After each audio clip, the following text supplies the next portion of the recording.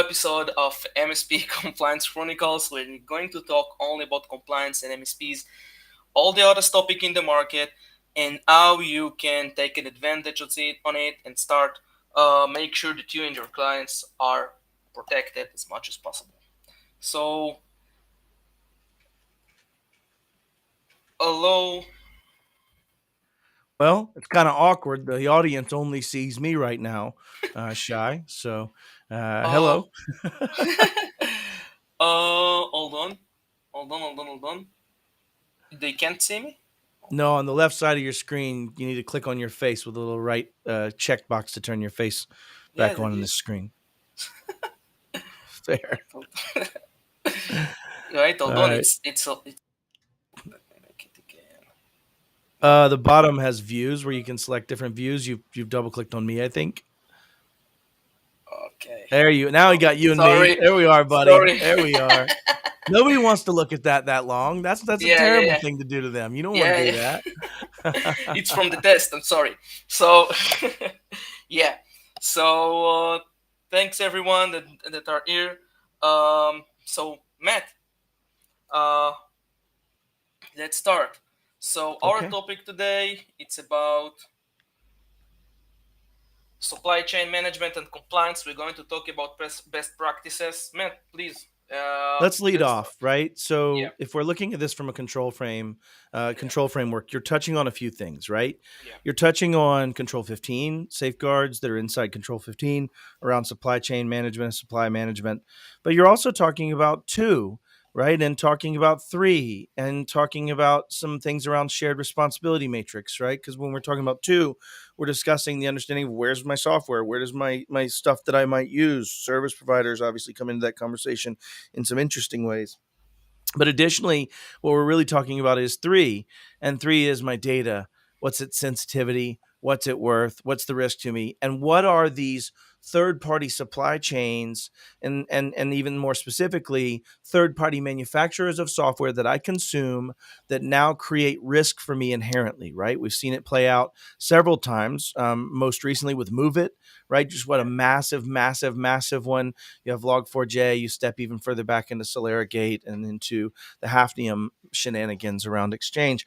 But the point is that all vendors, all of them, all vendors, everyone that has ever written code has old code, and yeah, they have old code that might have been before modern testing practices and things that they don't even understand. And when you start getting into the packages they go and borrow from others, look at some of the npm recent stuff that's happened where using and abusing old domains and things like that were possible to create supply chain risk for people consuming those packages. So I want to set the stage that what we're talking about here is third party risk and third party risk management, but something that's kind of a newer and more foreign concept for MSPs comparative to even some of the mid market brethren. So yeah. anybody in the chat, please definitely pop in, put in comments, say something, let us know you're here, guide the conversation. But yeah, what are we talking about, Shy? Here, I think I set the stage adequately. Thank you. So yeah, this is a great point what you mentioned right now. I think that we got the idea of this. It's like let's make the MSP that are joining and listening to us a little bit more deep dive on that term because this is great. But maybe we should explain to them a little bit more how it's faced them, in the day-to-day workings and how they can find a way to mitigate it. I think the best thing is starting with some terms like what is a third party in what is the third party's security risk information security risk management. What idea of it? Yeah. Yeah, and I think a lot of people see this shortened as TPRM, Yeah, TPSRM, TPM in some ways. But essentially, what we're talking about is the risk of focusing on identifying, preventing risks, and preventing may not be the best term, right? There may be yeah, things we choose to accept, but certainly being aware of the battlefield and how it's related to third parties such as vendors, partners, and service providers.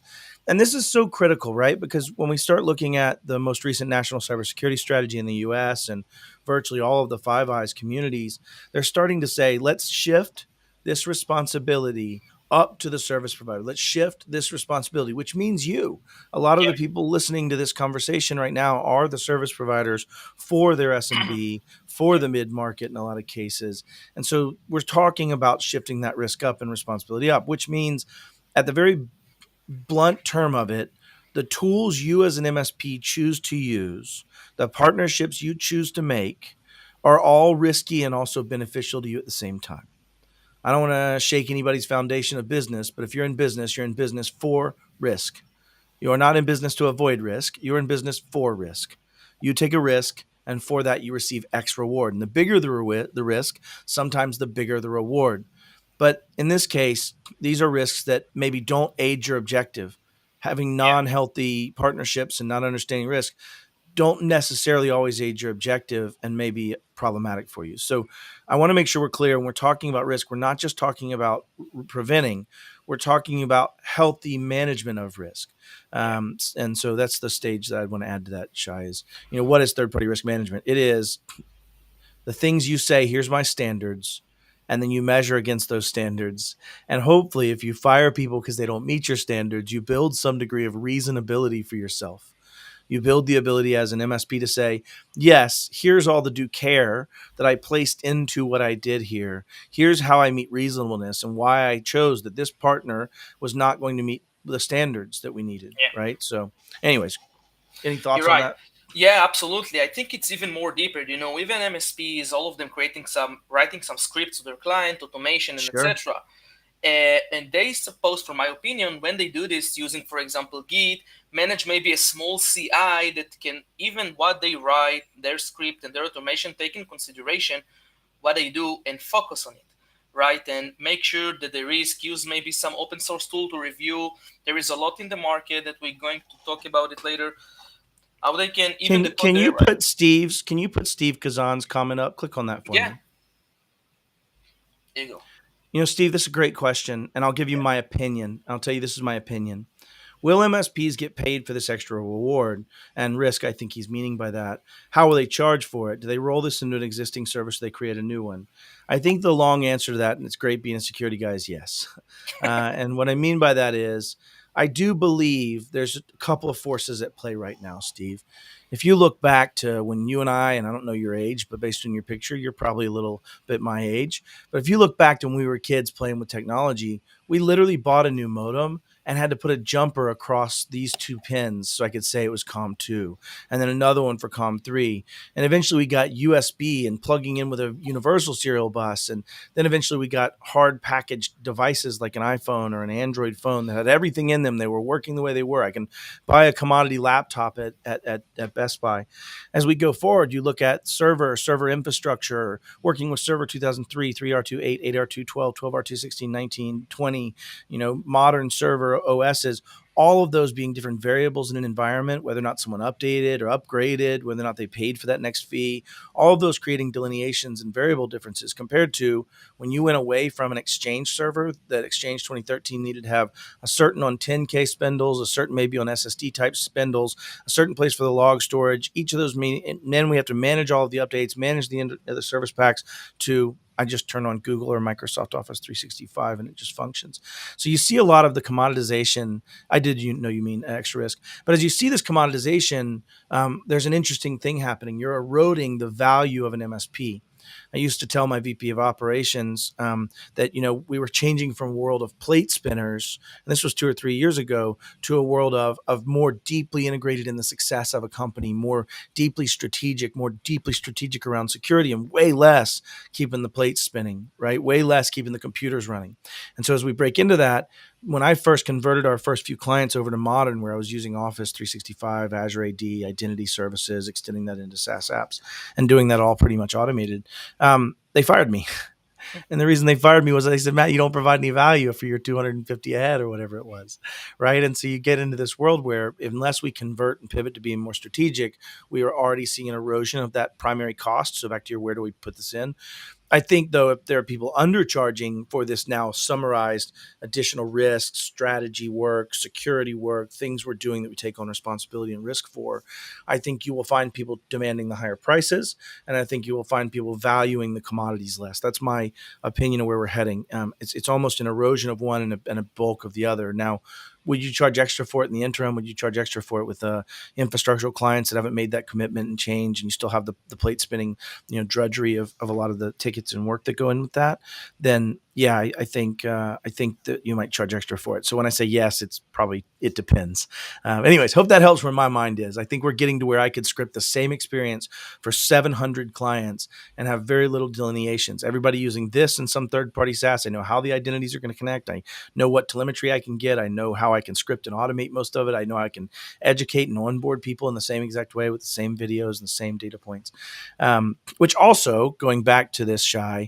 bringing us back on topic, is the conversation around compliance and proof and being able to Yeah. show that I'm doing the things I said I'm going to do. And sometimes it's Yeah. compliance just with your own policies, right? Like Yeah. when you're looking at a CIS or something like that. So great segue though, Steve. And I'd gladly have a longer conversation about it.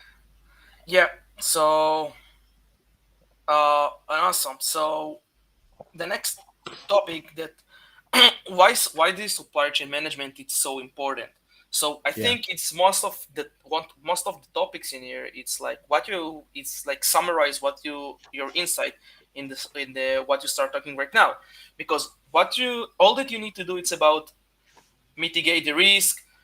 As you spoke right now about compliance, CIS, and etc. Most of the compliance in the market requiring you do supply chain management, right? So once you do this, even you don't know which compliance set do you want to start, which compliance set do you want to follow, even you started with it, you cover some controls that you even don't know when you're going to do so, right? Um, it's also covered data security measures because again, you do part of the supplier chain. It's like send the questionnaires to your suppliers, analyze in some cases. Go ahead. Yeah. And if you're following a SIG or if you're following Yeah, something, get into that in a minute, it does help because it now normalizes the answers. But you're yeah, right. Why is this important? I'm gonna put this in terms that I think everybody can understand. In February 15th of 1933, Willie Sutton was interviewed, and Willie Sutton was a famous bank robber. And they said, Willie, yeah, why do you rob banks? Right. This is in the height of the bank robbing craze. This is when it was lawless and you had shotguns, set up in the banks in the top pedestal by some guard. Right. Like this is during that time. You know what his answer was, Shy? what? He said, because that's where the money is.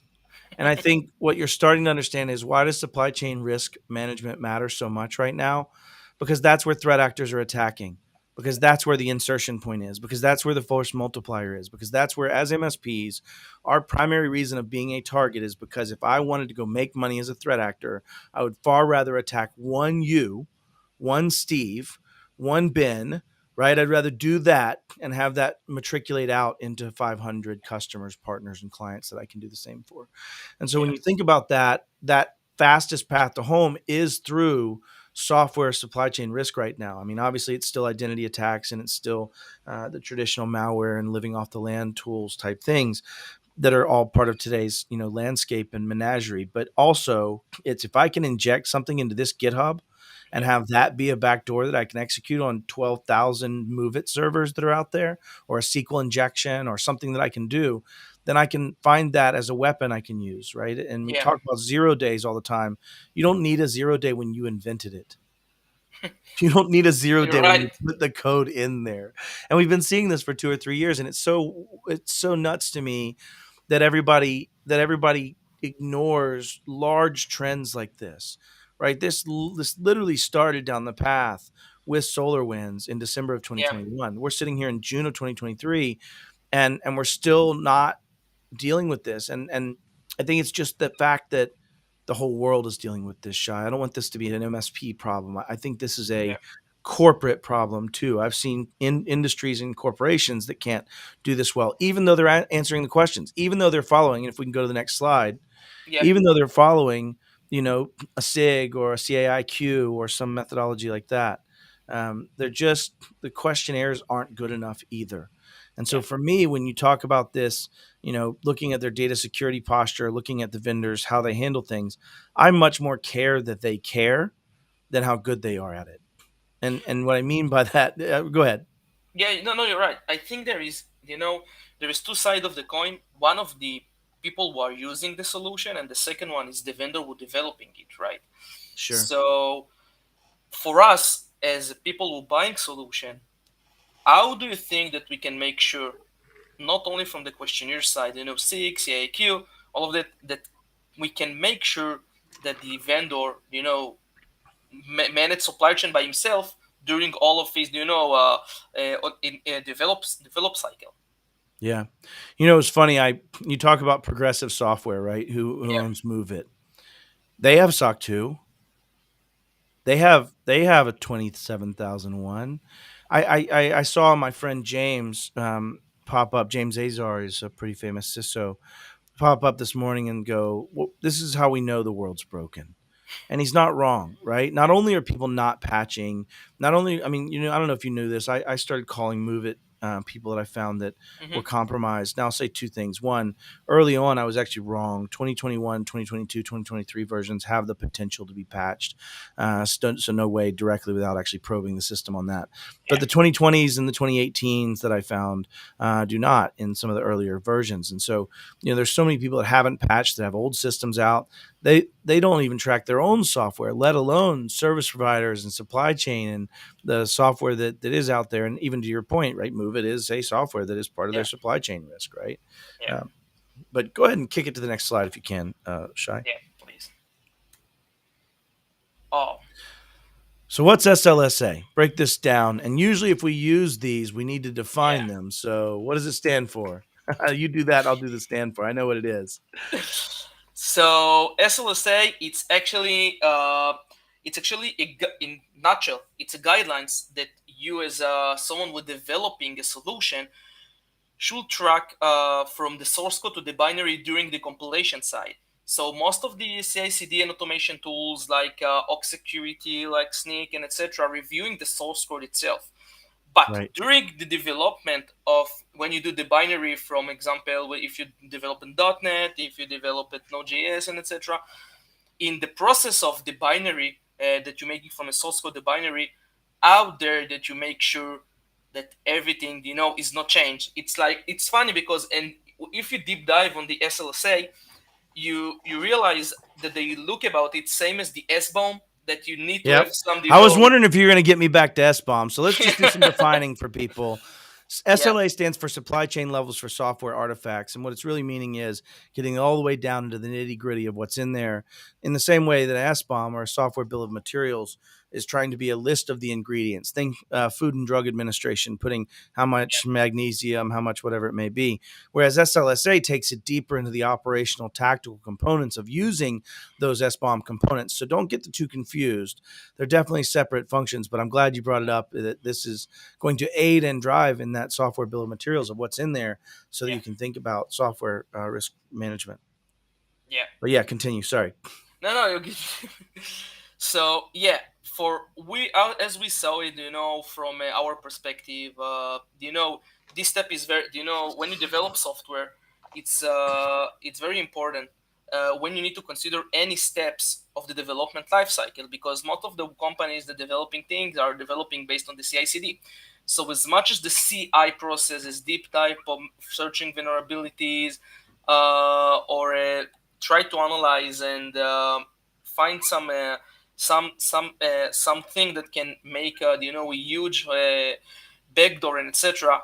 Uh, this is the most important thing that you can consider during the development, and I think the SLSA, it's actually fill a gap that we're missing, and put some light on some hole.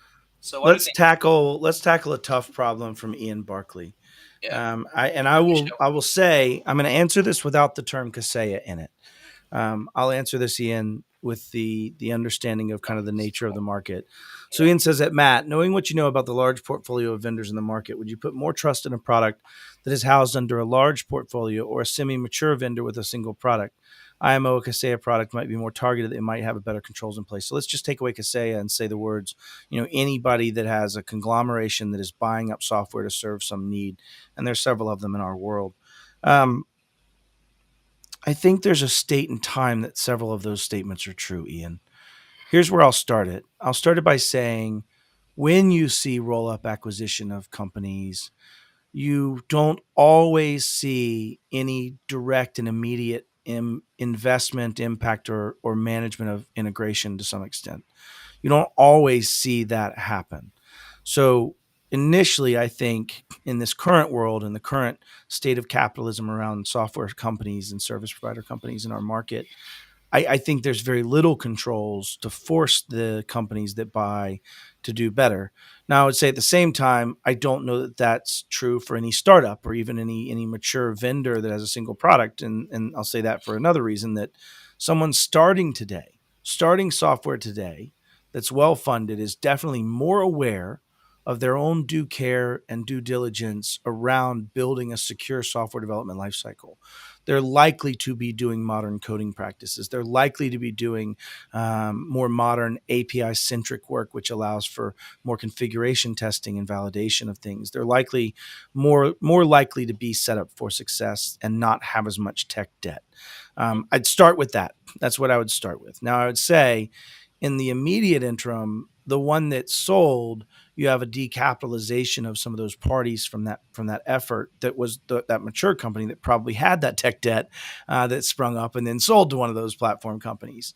I will say though, from seeing some of the work that like Ryan Weeks was doing in the integrations and things he was doing when he was at Datto, I would say you're probably right about the capability when forced to invest in that they are more capable. That is almost the whole pinnacle tenet of this, national cybersecurity strategy or natty strategy of shifting that risk and blame up to the software creators and risk holders, in the sense that someone with a very healthy sheet, a very good ability to sell, a very good user base, a very good ability to be managed, is also likely a very good target for federal government involvement, regulation, compliance, things that drive down that space.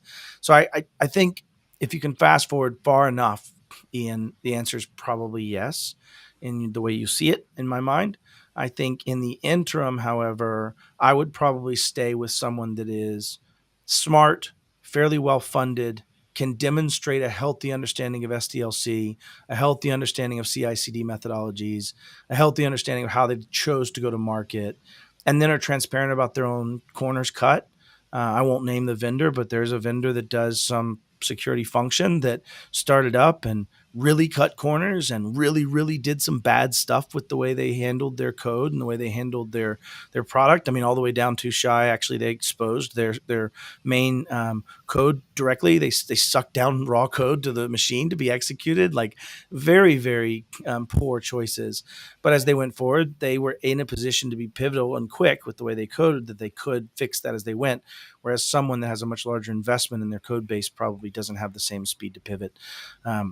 Great segue. Hope I answered your question, in my opinion, Ian. I think short story, which I'm not known for, is yes, you're probably right long term. A larger company getting these roll ups will have the potential to invest a larger amount of capital into it, but they will be fighting uphill from potentially older code bases and weaker code bases with no real software development lifecycle in their world. They may bring some of that maturity, but they may not be able to unpack all of the sins of the father, if that makes sense.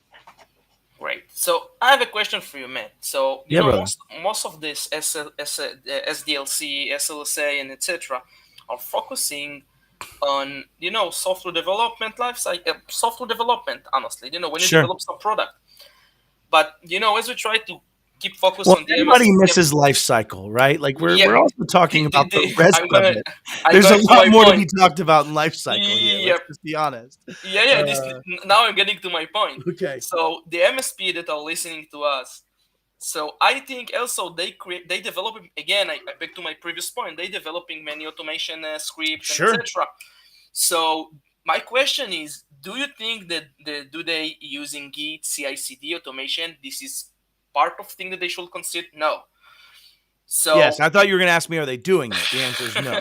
yeah. I would probably say there are a few MSPs that are probably starting to have their own Git repos, that are starting to have their own development life cycles, check-in processes. I know at Iconic, that's the path we went down, Yep. right? As we wanted something that we could secure. I mean, that's a Matt Topper special, right? Like that's his world. So, you Yeah. know and love Matt Topper. So, but yeah, but I think that that is something that should be done. I think they need to be able to answer for where did my code come from. I think MSPs should be signing their code, their scripts. I Yep. think they should be having some defensibility that proves that code went through their life cycle, that went through their onboarding, decision, change management, right? All of the things, not just the soft skills of testing, right? Like your regression testing, your SAST and DAST, things like that, but Yeah. also like absolutely signing a script and saying, hey, this is the only PowerShell script we want run for onboarding and setting this tenant setting Yeah. and use that and sign that. And furthermore, that gives them the ability to start denying other things from executing that aren't signed like that. And so you can now see them doing EDR type fail safes in place that say, don't let a script run unless it came from this, right? To some extent. Yeah. So, and I'm trivializing what that takes, but I think for MSPs, showing a healthy understanding of code that they're creating, you could even tackle this with Chris Johnson at CompTIA. Yeah. We had a very long talk about this. And when we get to safeguard 15 and, and getting into application testing in 16, things like that, we're going to be hammering this pretty hard from that regard. So, in fact, there was even discussion on CompTIA Trustmark of like, do you include application? Should we Yeah. include pen testing? Like, what comes into that conversation? But yeah, I do think, and maybe I cut your question off too short, but I do think that MSPs should be using something that is their authoritative code base and a process in which that code gets created, managed, modified, and then brought back in. There's so many places you use code as MSPs, especially if you're Yep. healthy and mature. You're writing scripts that you put into your PowerShell, PowerShell scripts or other script methodologies that Yeah. you put into your RMM. You're using things like API work, right? Yep. For example, when we deployed Sentinel-1 at Iconic, we had an API middleware that would go and check and bring back data and inject it into the SQL database in the RMM and give information and have the ability to actually give, integration. Yeah. And when you start thinking about that, you just have so many places where there might be a key, an AWS key, or something that's important. And when you look at like the CAIQ and this and the SIG, they're at Yeah. least just check gates of asking some of those questions, right? Yep. Did you do this? Yeah. Yeah. This is actually our next topic. Man, I just So never miss. I never miss. I know, one step ahead. So, so we talk a lot, in this conversation, about SIG, CAIQ, and etc. So in general, SIG stands for Standardized Information Gathering. It's with some questionnaire that I'm going to explain more, and also the CAIQ is Consensus Assessment Intensive Questionnaire. So I think you're familiar more with the CAIQ because you're part of this, TSA. yeah, Yep. CSA. So just in general, on the one more minute, just in general, the big difference is because the SIG is a repository of around 1,800 policies that you should pick few of them and then choose what will be the right for your supplier. The Yep. CAIQ it's more standard based that you just send to your or requesting from your vendor to get it. It's on the CSA website. You can search for the vendor name and get their CAIQ that are pre-built, predefined. Uh, Especially the difference the SIG you most using for big entities, banks, and etc. While the CAQ can be from the small to large. So that's sorry, Matt, your insight. Well, let's talk about the positives of both of these, right? Yeah, I think Riggs brought up in one of my conversations recently on Beard Banter SIG and SIG Lite and how that is a frustrating but also beneficial thing. yeah, Um, and then CAIQ. When you start thinking about both of them, they're scoped. First off, they are scoped to the request, whether that be, company wide or information system or subject wide. They are scoped, and so you want to look at what the breadth of that scope is to some extent, right, from a first perspective. But if you were doing a pretty open scoped environment of both yeah, of these, from that perspective, you could then repeat the answers to this to everyone asking it. And I think what the benefit of a standardized questionnaire like this, whether it be CAIQ or SIG or X or Y or Z, is that if we find some standard And that makes this to where the transparency can be transparent for everyone. The time that's taken to do this from a company isn't going to be that hard. And you could start integrating the changes to the questions Yep. answered into your development lifecycle. So as you start thinking about as a company, when you add in a new encryption key management capability, like for example, one of the questions in the SIG and I think also CAIQ is Yeah. can you issue individual encryption keys to individual tenants, right? Where you now don't have an encryption key that crosses over another tenant.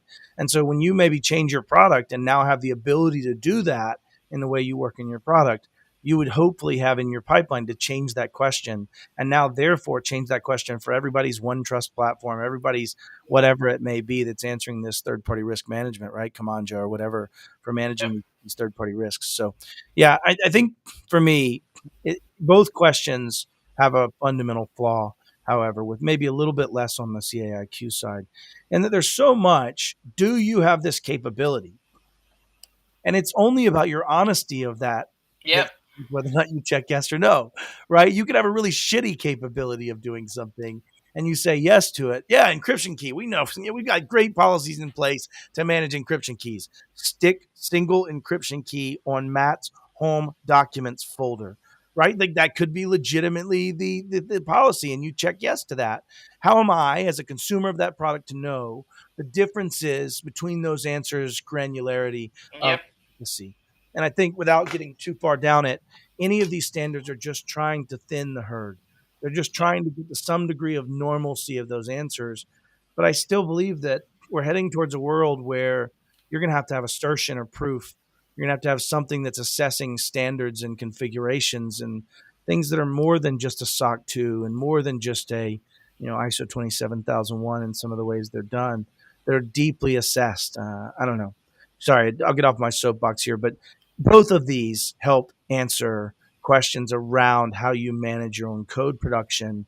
Yeah. They don't necessarily get into some of the same things around security practices and efficacy, other than what's scoped directly to those, kind of information systems, code bases, and things like that. But still a good. Yep. Yeah. Yeah. So 100%. This is was actually my my question before. So it's does it enough only ask questions to your vendor, right? So yeah, It has to be that today. yeah, I think that's yeah, the problem. Is it's the answer today. I yeah, think in absence of like what you're seeing in the UK with the cyber assessment framework yeah, that's starting to be applied globally. I think it is the best answer we have. And I do think SIG Light, or CIQ are fairly effective mechanisms of at least sussing out if someone's telling the truth, sussing out the impact of risk in a sorting methodology, meaning I can at least say, and I think you said this in our first slide, Shai, yeah, which is sort your vendors from a risk perspective and start making decisions where the cutoff point is, yeah. right? Start making decisions where it's not okay. So, anyways, yeah. Cool. I liked it. Um. So how supply chain management and compliance is connected, Matt? For your opinion, I think because I talk about it, in the beginning, like because Yeah. supply chain management it's part of the requirements in some compliance frameworks, but I think it's more deeply than that, right? Yeah. So For me, it still comes back to, the traditional term compliance gives people a bad taste in their mouth. And the reason is you're seeing checkbox compliance not result in any reduction in risk, right? yeah, You're starting to see where someone said, "Oh, can I answer that question with a yes in any way?" Done. I'm at 2% of what the intent of this question is, but I'm at 100% of what it requires to get compliant, right? And so you get into this world where I feel like compliance gets a bad name, but in the same breath, I'd rather refer to it as proof, right? It's the reasonableness proof. It's the defensibility that I need that I did what I needed to do from a due care perspective. When I was at Iconic and I was working with, Matt Topper and working with, Jason Farmer to do a lot of this work, we did have to fire vendors. We yeah, we got to a stage where the requirements we had weren't met from certain vendors and we had to fire them. We had to tell them we're at the end of this year, you haven't met the things we need. There's nothing more defensible than that. If I can show that my job is to manage the risk for my customers and I've outsourced some of that risk to someone else, I can at least show that I've done my due care, that Yeah. I've done due diligence, that I've met that reasonable person or standard, right? And you're starting to see this pop up a lot. So when you get into, the national cybersecurity strategy, I think there was it Massachusetts or Connecticut? I get the two confused. I'm sorry, but they just had another one of these where they defined safe harbor, and their Yeah. definition of safe harbor was reasonability. It was coming back to these same, basically, if you're following a framework, if you're showing you're doing what you're supposed to do, then even when you fail, there's some safe harbor for that failure, right? And which means that's the carrot, the stick's coming.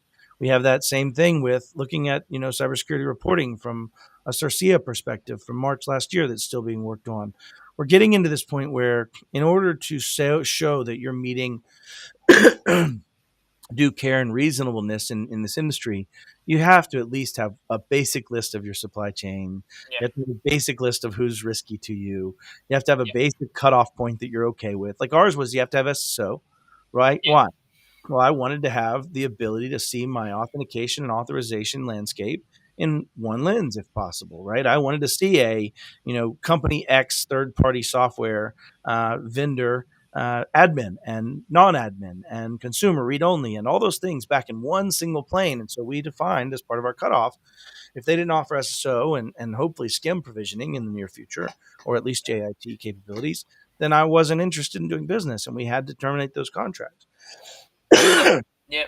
But if I ever got sued and I had a weak supplier, then I would at least be able to say, look, listen, I have at least a standard.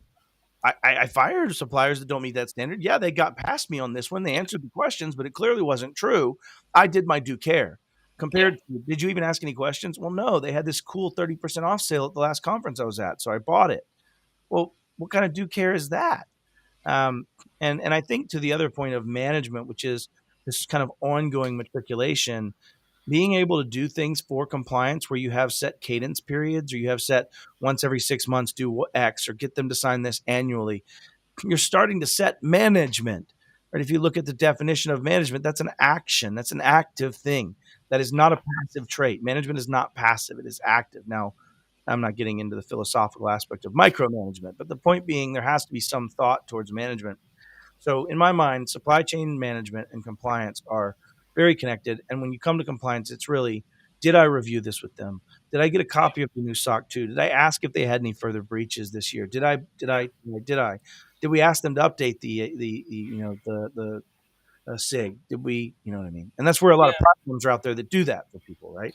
Yeah. You're right. So it's, if I summarize what you said, it's like the compliance make you track it and make it all the time improvement on the specific supply that you're working on. And let me add again a little bit more insight about it. It's most of the companies, like you said, can start just with Excel spreadsheet with severity, and most of them using, for example, Microsoft, AWS, Exactly. and etc. They can just go to the CSA website, check for the CAIQ, review their answers, right, Yep. and start go from there. So this is the basic things that you can do, and we talk about it later on the jobs to be done that we have.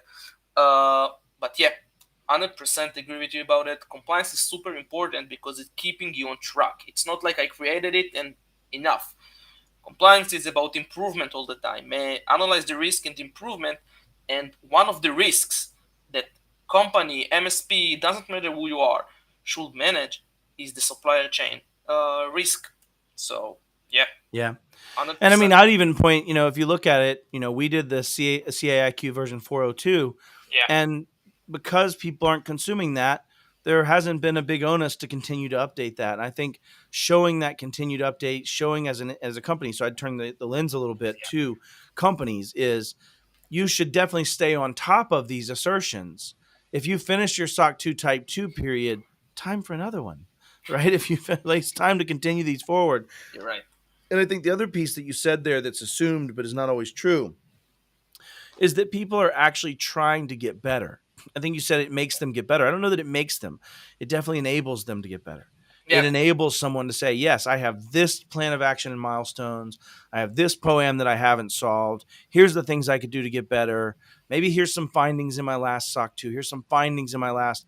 But even then, just like when I talk about software and code, continuous improvement, right? Continuous integration, continuous development, whatever you want to end up calling it, But when you start looking at everything, you should always be continuing to improve, right? all the And time. that is something that as MSPs or even as companies in general, they often get through some period of assessment, answer questionnaires, and then go, good.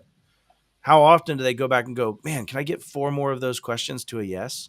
Is there some way I could actually see what's coming now and let's start dealing with some of those? Like a great example is, and I'm generalizing, but transitioning from waterfall code methods with the flaws that exist in that to these massive API integrations, individual microservices everywhere. Is Yeah, now you have API business logic attacks that are extremely effective. You now have 100%. all kinds of new things that as you continue to transition, you actually have to continue to improve, and you need to stay up with the up to date questionnaires. So, Yeah. um, I think there is another discussion because I can talk to you all day about containers, Kubernetes, and all the risks that came from this using those solutions. There's tons, especially if you don't know how to use it and configure it. sure. Uh, so 100%, 100%. So as an MSP, what are the best way to start managing supply risks? So we created here four simple points that should be taken in consideration. But Matt, maybe you can even put a little bit more insight, or get your own feedback about it. Yeah. So I mean, the first one's the stupid no-brainer. It's control 1.1, it's control 2.1, it's control, right? It's all the dot Yeah, ones. I'm being a little summative, but the point is you're really starting to see where if you don't even have a list of who your software providers are, who your service providers are, who those external parties are that work in your yeah, organization or create stuff in your organization, then I think that's the first step. You've got to know yeah, thyself, right? And when it comes to cybersecurity, know thyself is so important. I mean, for almost anything, business, it really helps to know yourself and know what your strengths are and your weaknesses, your opportunities, your threats. That's why they have SWAT, right? That's the whole point of it. When you start getting into this, knowing thyself is just another avenue where we failed. So yeah, start with a BIA. That's the way I would yeah, probably do this, is start with a business impact analysis where I'm starting to look at every software I use, every third-party service I use, and then go from there to now say, okay, what's external to me? Well, you yeah, don't make the software. You're not progressive software making Move It. You're not, supply chain weaknesses that have been out there. And so you want to have that list. yeah, From that list, everything starts happening. So this is all yeah, control 2 when we're starting to talk here, even some extent of control 15, but 2 and 15 combined when it comes to software versus services. And then have that list and start making a list of severity level. There's a lot of things that can go into severity level, but the biggest pieces would be what data do they touch, what systems do they have access to, and what data is on those systems. And when you really get down to it, it all comes back to data. At the end yeah, of the day, all security is everything is about data. It's all about the confidentiality, integrity, and availability of said data. The second piece that you put in here is a little self-effacing, but I love you, Shy, so I'll let you get away with one with me. And that yeah, is ensuring that as you do this work, that you're not doubling the work. And also, if you can yeah, really rock it, if you can really be amazing to your vendors, if you can really love the people you're working with and understand the complexities of what they're doing, you would speak towards three, which is go yeah, to cloud security, see if you have a CAIQ, PAX8 has one, and go download that. And it'll show the answers to the questions that they've given before, which again makes it easier for your vendor to not have yeah, to take an hour per client and have this conversation. One of the biggest challenges today around, I think, this world is the people asking the questions don't know the answers to the questions they're asking. They don't understand what they're asking. Oftentimes, they've never produced code in an environment, myself included, before I got deeply involved in product management and in dealing with these end producers of code and people like you, Shai, right? yeah, And so, when you start thinking about that, how many times do you come ask for these 9 things from a vendor? And someone else who's just waking up to the supply chain risks asks for these 12 things, and yeah, somebody else asks for these 6 things, and all of those things are things that somebody, the smartest guy or gal in the room, the dumb Matt in the room, goes, "These are good questions for me to ask. I'm going to ask them." The problem is there's no way for a company to normalize and repeat that answer around their supply chain development and their platform. But yeah, when you go to stuff like CAIQ, it's a common questionnaire, or in the yeah, same way with SIG. The difference is, CAIQ self assessment versus assessed also gets a deeper step into level 2 with CAIQ and not self-assessed and now actually assessed gets Yeah. even better. And then 3 and 4, 2 and 4 kind of come into the same thing, and maybe you can help me on that. But 4 getting Yeah. into the more you can automate it, the more you can manage it. I think we use One Trust, but there's tons of ways to manage this. Yeah. Yeah, go ahead. I think the point four, it's more about maturity level of the company, right? Going from the Using it. Excel sheet to the Yeah. to the to the automation. Yeah, Yeah, yeah, yeah, that's fair. absolutely. And I can tell you, from a real story, we have the two questions that we will answer in a second of Mia and Andre. Uh, from our perspective, what we see with clients that they told me all the time, oh, I sent questionnaire, even short questionnaire to my vendor, he don't want to answer it. Yeah. So, this is also, Well, let's touch on Andre's point, and then maybe we'll get yeah, back to Mia as well. But look at Andre's point up there. He says, "Hey, gents, on the topic of supply chain management and compliance, SOC 2 reports sometimes can be had under NDA, right? Like Pax8 will do that under an NDA. However, is the case in the real world? As providers are often hesitant regarding this. Do customers just work with a SOC 3 report? Maybe it's all they can get." You're actually touching a real string on my heart right now, Andre, because a SOC 3 is your public report that's hopefully denaturing some of the juicy attack surface that I so badly would love to get out of your SOC 2 and what tools and things you use. So you are dancing on that challenge of trust. You're dancing on that challenge of sharing something that by its inherent nature creates risk for me. If I gave you a map of all the things in my fort that I'm defending and all the ways I'm defending my coastline and all the, doesn't that sound brilliant to have as a opposing general that wants to attack my fort? It's brilliant to have. yeah. And so that data that's in those SOC 2s to some extent and in some of those reports give ammunition for me to prepare my battlefield. I know that this type of EDR is probably in play. I can work on things that are AMSI or bypass methodologies for those EDRs. I can get involved with, right, all these different things. And so I think you hit the nail on the head of, do we just work with the SOC 3? In my perfect world, Andre, I think you'll start finding assessment firms that can actually do some of these assessments in a way that asserts that these things are in place without sharing those. One of the challenges with a SOC 2 is the scoping capability. Why I always wanted to see a SOC 2 was just to see how it was scoped. Yep, SOC 3 kind of covers that for me, but it doesn't get into the efficacy of their safeguards and controls. It just says that they have a policy for it and they're doing it. You get into this world where I'm not trying to demonetize what SOC has done for the industry, but I also feel like it's just not enough. It doesn't help me as a security practitioner know if you're being a security practitioner. And I'll say it this way. I know of a major backup vendor that has a SOC 2 that is passing a SOC 2 type 2 and is switching from a basic AV to an EDR today and does not have a SOC in place and does not have any. They just have said, yep, I got Johnny. Johnny's my SOC. We do have a SOC. It's defined. Say yes on the SOC 2. Good stuff. Great, great. We have a security operations center. But it doesn't get into the spirit of it. It doesn't get into the test of it. It doesn't get into a lot of the actual meat of it. It's a bit of smoke and mirrors, in my opinion. So I don't know that I have a better answer. I think for today, yes, a SOC 3 or a SOC 2 under NDA is probably what you can have. But there are companies that are trying to provide a bit of a scorecard or certify, right? You look at CERT. I think it's these gentlemen, a guy named Tom Glover, Crest, sorry, guy named Tom Glover is doing that. You've got, CompTIA Trustmark talking about maybe having a vendor trustmark that gets into looking at these things, assessing these things, and instead just providing a stamp, yes or no. Now I don't have to provide my SOC 2. There's some third-party independent organization that's doing more of this. And that was the intention of the SOC 2. So take it with a grain of salt that this always tends to head towards entropy, unfortunately. But yeah. Anyways, my thoughts on the matter is I, you you hit know, you hit a real sore problem right now. Yeah, Shai, go ahead. I think SOC 2. It's all about who is due for you to audit, right? It's all the CPA because I saw that there is few CPAs that do it in a different way. Right. So I think it really depends on it. So Fair. totally agree. Let's go to Mia question. Yeah. Mia Cool. says, and I always love this because Yeah. I'll give her my answer on it. Given the rise of AI phishing attacks, how are you driving security behavior change with your employees to make sure they report versus click?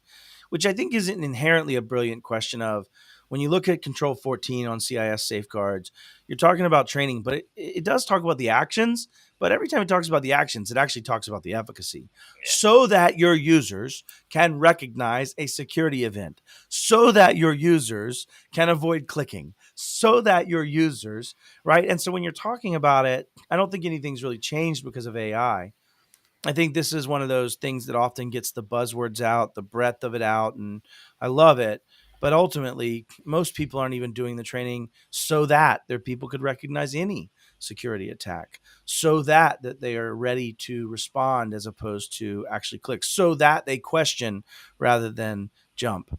And I think that is the point. I don't know that AI has changed that drastically, other than it will definitely make it an easier entry point for people to develop phishing campaigns from a linguistic perspective, right? Globally, from that perspective, like, even shy, I love you to death, but there's words that are out of order on these because you're not a native English speaker, right? And I Yeah. can pick that out even on these slides, right? Yeah. And make sure you not double work with compliance is not a way English would say that, right? It would say make sure you don't do double work, and Yeah. so that's the challenge of translation. I think AI will aid that, but how do you make sure that their behavior is a positive one? That's the story you're trying to tell, isn't it, Mia? As you develop a training program and change it and measure efficacy and measure incident drops and get better at the training, get more role oriented, where now you can say, the later parts of Control 14 say, do role based training, which now gets into we need to train accountants that the attack surface is going to come in Yeah. the form of ACH manipulations, things that are trying to trick me into payroll, things that are trying to trick me into giving away money. Compared to somebody in the field, it might be, hey, shy, give me access to the kingdom, and I'll give you $1 million. Right? You have access, and so there's different things that need to be trained. But a great question. I think it's just more about efficacy again, and I think you're actually hammering home the point of if I used to know before and I ran that software, I can check my box and say I've trained my users. But did I? Is it efficacious? Have I made a change? Have I made a difference? Well, I got one report that said they went from getting fished 92% when we kicked it off, and now they're catching in only 30%. Great. I'm going to destroy you with 30%. I'll destroy you with 5%. I'll probably destroy you with 3% click rate. Right. And so you get into this world where, how do you make more systems in play to detect that they've clicked? How do you limit the blast radius? How do you already set it up with better principles of least privilege so that shy only has access to what shy should have access, which as an owner should be almost nothing, right? It should be absolutely not most of the work product. It should be absolutely the ideas and the leadership and those things. And so, how do you do that? I think is the better question, Mia, in my mind, is how well do you understand and embrace the fact that you're going to live compromised. When you start looking at zero trust, one of the pillars that comes into that is assume breach. And when you start thinking that way, that means I assume they are clicking. I assume they are making that mistake and not reporting. And so you have to get into how do you get better at that. But brilliant question. I think it takes us right down the merit of it. Awesome. Um. Okay. So I think we're on our last slide. Awesome. So and really we are on time, so we're good. It's never So happens, Shy. That never happens to me. Never. yeah, they say keep you on track. So last thing that we're going to discuss. Actually, we have two more things. So as an MSP again, how can I educate my client the importance of the supplier chain Holy hell. management? Right. Yeah. So I think what around all of the compliance, supplier chain management, it's all about education because people know that it's important, but I think that they don't know how much it's important, right? Yeah. People not realize yet all of the terms that are in the market about supply chain vulnerability assessment and all of those things. So how do you think that MSP can educate your client, about it? I'd start with a shot of whiskey or two. Uh, Oh, this is the biggest challenge, man. I think yeah, this is where capitalism ultimately will step in. But I think let's picture this tale of two cities, right? You have people that are consuming modern software that's single sign-on. It's all identity based. yeah, I have a healthy company base that I'm using for SSO into SaaS applications. right, Those SaaS applications in this first world are all up to date. They have secure software development life cycles. They all share their CAIQ. They all lean in and they all set their shared responsibility matrices well with you and set good expectations. So let's pretend that's world one. In world two, as a customer, at the end of the day, I'm using old software that forces me to have legacy Active Directory software instead of running just an Okta or an identity platform like Azure AD. I now have a lot of infrastructural weaknesses that have to be protected. I have a lot of things that have to be traditional software. And then on top of that, that software requires me that S drive that comes across, I have to have Yeah, full permissions across my entire client base. And I'm, because of their software development poor work, they also have tons of service principals that I can dump. They have tons of credentials stored in AD that are reliant upon, and I could never run this in a cloudified world. I'd have to even bring that AD up to that cloudified world. So if you took that forward in those two different worlds, which one can I secure? Which one has better risk? And this is your question of how do I talk to a client about this? yeah, You almost have to start parables. You have to tell stories. You have to help people understand at a client level why their software could put them in more harm than another software. Why? Because your goal is to try to get them to switch softwares. Your goal is to try to get them to do the right thing for their company so that they can now move forward. And so, how do you teach them that? How do you teach them all the things you have to know? This is actually one of the biggest challenges, I think, in our world is that most other industries, most other professions, attorneys, doctors, CPAs, all have an inherent amount of trust that if I give you this advice, you need to take it. And I'm not necessarily going to have to explain everything to you. yeah, So you're living in this one challenge where we as industry professionals in cybersecurity and in technology in general found ourselves having to educate an unwilling populace that wants to put their head in the sand, that doesn't want to learn this, that says it's too hard. I'll leave it to the smart guys and girls. I'll leave it to the, when in reality, that's because we're forced to explain it to them.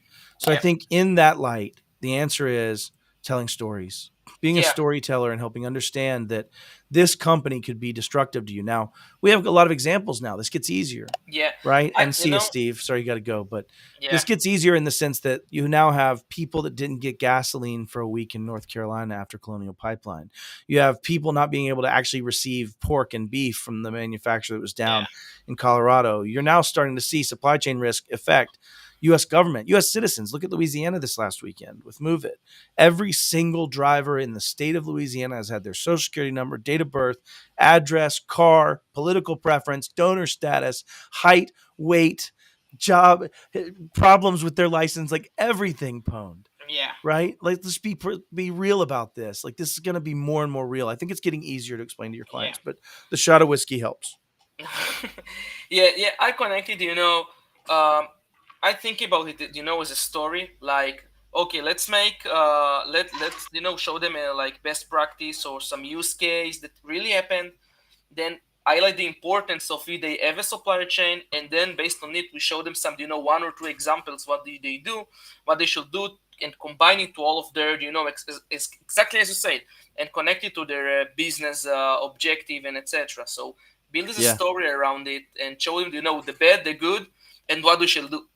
Yeah, well, in the So Middle Ages, right? Like you had people that were poison food testers, and you had yeah, the real supply chain management of your chef and the people that brought in food. But if you weren't checking the dude that brought in lettuce and he poisoned it, no matter what that chef did, it's still yeah, going to get killed by it, even if you trust your chef. And I think that's the piece from a story perspective, being able to tell a story about yeah, how, even though they don't understand it, this is the risk. And if you can quantify that in their business and say, all right, I've tied that back to this one core business function. Here's a great example. yeah, Trimble All Track. Trimble All Track was a product that was used to track dump trucks and concrete trucks and all kinds of things like that. And the best way to make that story make sense is tie it back to right now, you track within 5 minutes every concrete truck that's showing up to get concrete, the type of mix they need, when it needs to be delivered on the job site, what the yeah, outside weather conditions are like, how long it has to get to that job site and pour this. You're tracking all that in this very, very large operations. What if Trimble All Track was impacted and we had to shut down the entire service because it was no longer trustworthy and was causing risk to our environment? yeah, What kind of impact would that make to your organization? What happens if you don't have that for 2 days? What about 6 days? What about 10 days? And when you start getting it into the business process, the business function, the understanding of how we make money, the risk that they understand, now yeah, you can take that story, that parable, and tie it back to actual business case and tie it back to actual things that impact their world and have an emotional hook, right? If I'm the owner of a concrete company and I can't move concrete, I have an yeah, emotional hook to that failure, right? yeah. It's You're right. directly You're right. tied to You're me. right. Anyway, sorry, we're right at the end of our hour. I'll No, let you yeah. wrap it up. So we have the last minute before wrapping it out. So what do you think for MSP that can start doing the first step, like jobs to be done immediately for even start the process? So Yeah. we talked about creating just a list with severity with the vendor. This is what thinking it, is the And that's easiest just way. their vendors. That's not even Yeah, thinking about going and having that conversation with their clients and their vendors and all the things that come into that. yeah, That's a VCIO, VCISO type sit down and conversation, right? So yeah, yeah. You're right. yeah. Anyways. So Well, we've got to awesome. let these fine people get home. So let's go to bed, Shy. We're out of Yeah. this, man. So I appreciate Thank you. you. I can't wait to get back from Europe. I'll see you later, buddy. Thank you. Thanks everyone to join us. See Thanks you for next joining us. time.